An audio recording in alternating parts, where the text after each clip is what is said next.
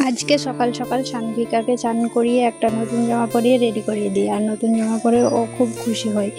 তারপর আম্মু রেডি হয়ে যায়, কারণ আজকে আমরা যাব সানভিকার আরেকটা বাড়ি বলতে সানভিকার আরও একটা বাড়ি আছে, আর একটা মা আছে, বাবা আছে, আর ওর আরও একটা নামও আছে। মানে ওর ওই মা নাম দিয়েছে সৃষ্টি।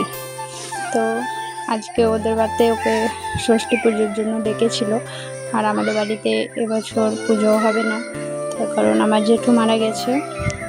তো এই দেখো চলে এসেছি, আর এখানে এসে পেলেও খুব খুশি হয়, কারণ এই যে ওর ছোট ছোট দুটো পিপি আছে, আর ওগুলো ওর বৌদি। তো ওদের বাড়িতে একটু বসে তারপর ওকে একটা জামা দেয়, তো সেটা পরে এই তো চলে আসি ওদের যেখানে পুজো হয়। তো এই দেখো ওদের এখানে ষষ্ঠী পুজো হবে।